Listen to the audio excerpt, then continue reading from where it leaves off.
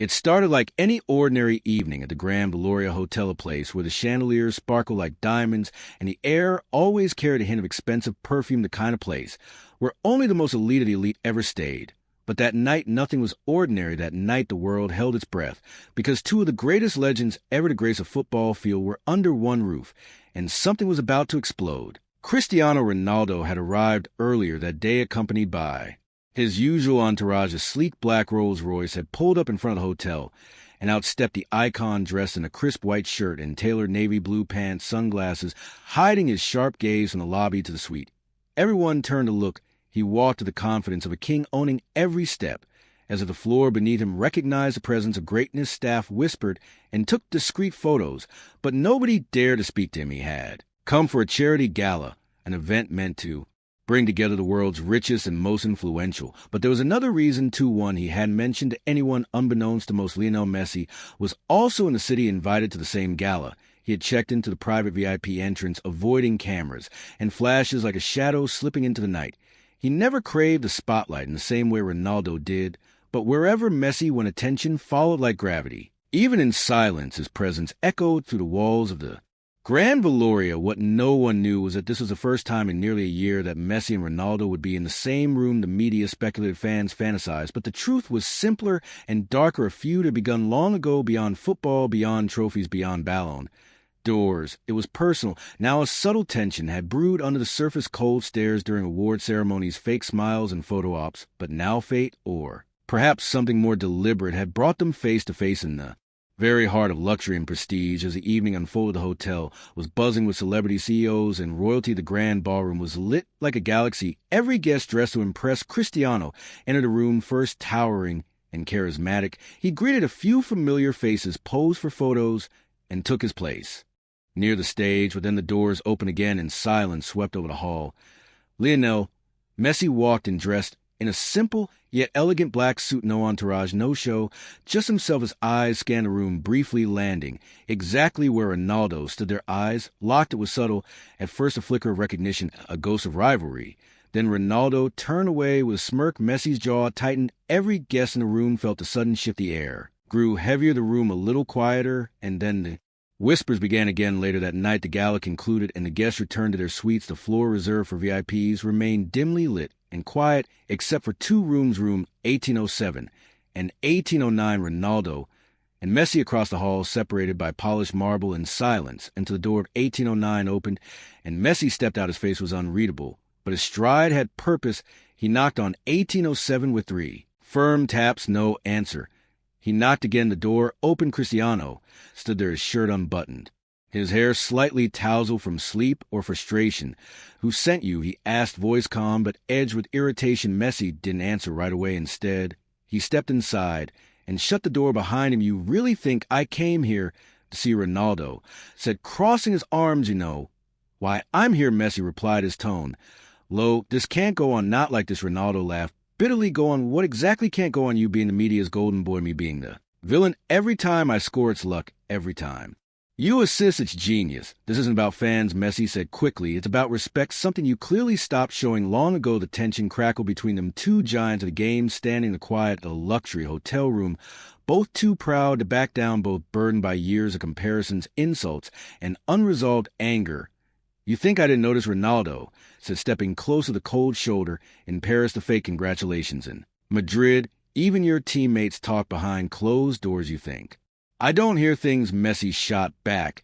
"You think I don't know how many times you tried to take credit for what we built in football?" Ronaldo's fist clenched, but he didn't throw a punch. "Not yet." "Then say it." Messi challenged. "Say what you've been holding back for years." "Fine." Ronaldo said, his voice rising. "You're great, Leo, you are. But you are not better than me. I work for every single thing I have, while you were always shelter protected, worshipped." Messi's voice was quiet but sharp. "I never need to shout to prove my worth. You think noise is the same as greatness?" And that was the spark. Ronaldo stepped forward. Messi didn't flinch. Their shoulders collided as both tried to prove dominance in the simplest of movements. What followed was not a brawl, not fists and blood, but something more intense. Words thrown like daggers, emotions exposed like never before. But then a glass shattered on the floor, a sound so small, but in that silence it echoed Like a gunshot, Messi had knocked it over. Ronaldo stared at it, breathing hard. Messi turned toward the broken shards. This is what we become, he said, quietly fighting in a hotel room while the world thinks we're gods. We are gods, Ronaldo replied flatly, but even gods bleed, and for a moment there was silence. The room no longer felt hostile, but tired. They both stood there surrounded by luxury and shadows, remnants of pride and years of rivalry scattered like broken glass.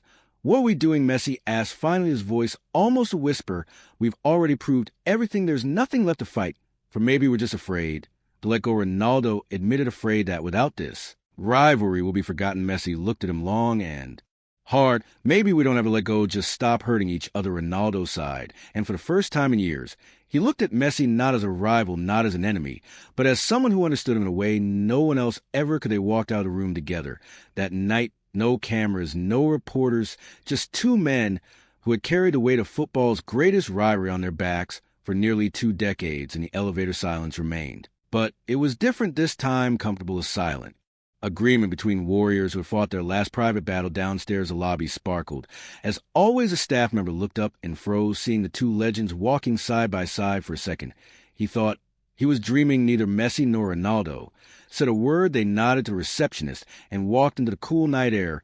For years, fans had argued who was better, who had more goals, who had more trophies. But in that moment, it didn't matter, because the fight at the Grand Valoria wasn't about football.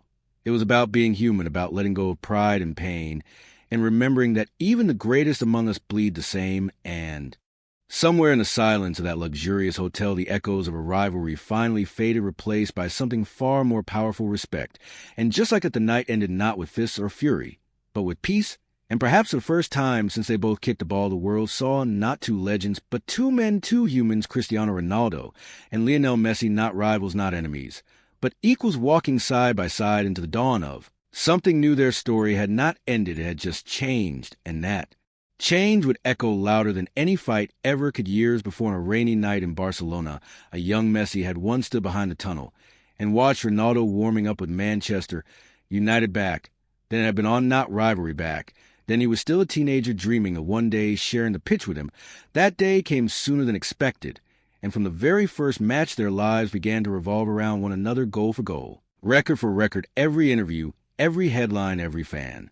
Post compared them. Messi remembered that day now as he walked into the cool air of the city, the sky above sparkling with stars the way it did back then when he first scored against Ronaldo's team. Ronaldo, too, remembered their first clash. He remembered how he had underestimated Messi, small, quiet, almost invisible, until he danced past defenders like a ghost and scored, and how the crowd roared not for him, but for this new star had stung, and that sting had never quite left, but it had driven him. It had made him better. It had made him fight harder, train longer, with more trophies.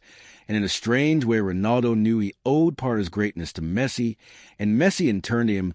This truth neither had admitted before, but tonight it didn't need words. It was in the silence between them, in the unspoken understanding and a nod they shared before stepping into separate cars. Legends don't always need wars. Sometimes the greatest battles end not in violence, but in respect, and that is how the world's fiercest rivalry melted into the most unexpected peace in a hotel, where chandeliers still sparkled, where perfume still lingered in the air, and where history had just been rewritten quietly, without an audience, without a trophy, just two men finally free from the weight of the past.